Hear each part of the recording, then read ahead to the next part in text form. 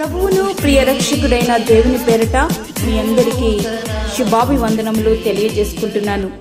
Jesus new creation ministries ద్వారా ఈ రీతిగా ప్రతిరోజు అనుదిన ఆహారమును మీతో పంచుకోవడానికి దేవుడిస్తున్న కృపను బట్టి దేవునికి ఎనలేని కృతజ్ఞతలు. వాక్య ధ్యానంలోనికి మనం వెళ్దాము. కీర్తనలు 145:18. తనకు మొరపెట్టు వారికందరికీ, తనకు నిజముగా మొరపెట్టు వారందరికీ యెహోవా సమీపంగా ఉన్నాడు. నిజముగా మొరపెట్టుట అంటే నిజము కాని మొర కూడా ఉందన్నమాట. అవును, నిజముగా అంటే నిష్కపటముగా, కపటము లేకుండా మన హృదయములో ఏముందో దానినే మాట్లాడడం. హృదయం నిండియుండు దాన్ని బట్టి నోరు మాట్లాడును. మత్తయి సువార్త 12:34. అట్లా కాకుండా హృదయములో ఒకటి, పెదవులతో మాట్లాడేది మరొకటి అయితే అది నిజమైనది కాదు, కపటమైనది. నిజముగా ఈ దినాలలో ఎక్కువ శాతం దీనికే చెందినవారుగా ఉన్నారనడంలో సందేహమేమీ లేదు. నటించడంలో మనకు మనమే సాటి. హృదయంలో పచ్చగడ్డి వేస్తే బగ్గుమనలో ఉన్నా పైకి మాత్రం షేక్ హ్యాండ్లు, ప్రైజ్ ది లార్డ్లు, వందనాలు, వీటికి మాత్రం ఎక్కడా లోటు లేదు. నటించి వేరే వాళ్లను నమ్మించగలం, ఎందుకంటే మన హృదయంలో ఏముందో వారికి తెలియదు గనుక. కాని హృదయాంతరంగాన్ని ఎరిగిన దేవుని దగ్గర నటించి ప్రార్థించే ప్రయత్నం చేస్తే మన ప్రార్థన తేలిపోతుంది. ప్రియ స్నేహితుడా, వాక్యం వింటున్నటువంటి ప్రేమైన దేవుని బిడ్డ, నీ హృదయంలో ఏముందో దానినే ప్రార్థించాలి. అయితే ప్రార్థించే ముందు నీ హృదయాన్ని సరిచేసుకోవాలి. జీవమును ప్రేమించి మంచి దినములు చూడగోరువాడు చెడ్డదాన్ని పలుకకుండా తన నాలుకను, కపటపు మాటలు చెప్పకుండా తన పెదవులను కాచుకొనవలెను. 1 పేతురు 3:10. జీవము అంటే యేసు ప్రభువారు ఇలా అన్నారు, నేనే మార్గమును, సత్యమును, జీవమును అని. జీవము అంటేనే యేసు ప్రభువు. ఆయన ప్రేమించేవారు కపటమైన మాటలు చెప్పకుండా పెదవులను కాచుకొనవలెను. కపటమైన మాటలతో చేయు ప్రార్థన దేవుడు అంగీకరించుడు. మన ప్రార్థన దేవుడు అంగీకరించి ప్రతిఫలం ఇవ్వాలి అనంటే కపటమైన మాటలు కాకుండా ఆయనను నింపుకున్న హృదయములో నుండి ప్రార్థన రావాలి.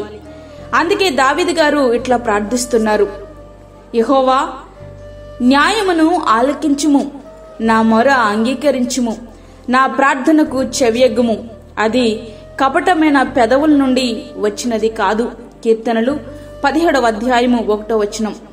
పెదవుల ద్వారా చేసే ప్రార్థన కాదు గాని మన హృదయాలు ఆయనకు సమీపంగా ఉండి ప్రార్థించగలగాలి. ప్రభువు ఇలాగు సెలవిచ్చి ఉన్నాడు, ఈ ప్రజలు నోటి మాటతో నా యొద్దకు వచ్చుచున్నారు, పెదవులతో నన్ను గనపరచుచున్నారు గాని తమ హృదయము నాకు దూరము చేసుకుని ఉన్నారు. యెషయా గ్రంథము 29:13. ప్రియ సహోదరుడా, వాక్యమంటున్నటువంటి ప్రియ దేవుని బిడ్డ, నిజముగా నీవు ప్రార్థించగలిగితే ఆయన నీకు సమీపంగా ఉన్నాడట.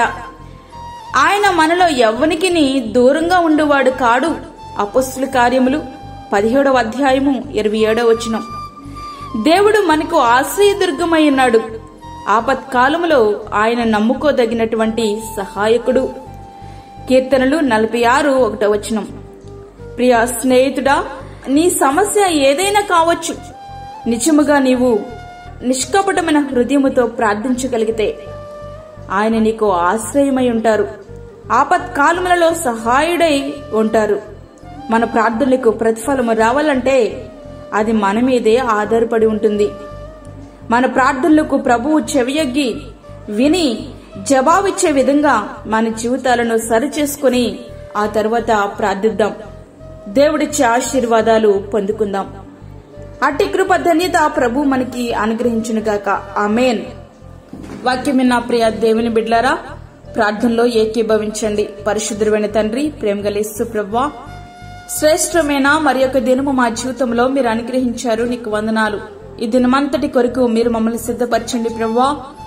ప్రతి విధమైన శోధన, కీడు, ప్రమాదము, తెగుల నుండి మీరు మమ్మల్ని కాపాడండి. అదేవిధంగా గర్భిణీ స్త్రీలను, చంటి బిడ్డలను, వృద్ధులను మీరు జ్ఞాపకం చేసుకునండి తండ్రి. వారికి నీ కాపుదలను అనుగ్రహించండి ప్రభువా. నీ గాయపడిన హస్తమును వారి మీద వేసి వారిని మీరు ముట్టండి, స్వస్థపరచండి తండ్రి. అదేవిధంగా దూరదేశంలో ఉండి దేవా ఈ ప్రార్థనలో ఏకీభవిస్తున్న ప్రతి ఒక్క బిడ్డను మీరు దర్శించండి. వారి జీవితంలో నూతనమైన కార్యములు, అద్భుతమైన కార్యములు జరిగినట్లుగా సహాయం చేయండి తండ్రి. నీ రాకడ అతి సమీపంగా ఉంది కాబట్టి మేము సిద్ధపడి అనేక మందిని మీ కొరకు సిద్ధపరచులాగిన మమ్మల్ని అందరినీ కూడా మీరు ఆయుత్తపరచండి. నీ రాజ్యము కొరకు మీరు మమ్మల్ని సిద్ధపరచండి తండ్రి. నీకు వందనాలు. దినమంతా నీ కృప సమృద్ధిగా మీరు మాకు అనుగ్రహించమని, మాకు కాదు యెహోవా, మాకు కాదు, సమస్త మహిమ ప్రభావములు నీకే ఆరోపించుకుంటూ యేసు పరిశుద్ధ నామమున అడిగి వేడుకుంటాము తండ్రి. ఆమేన్. ఈ యొక్క వర్తమానములు మీ బంధువులకు, మీ స్నేహితులకు షేర్ చేయండి.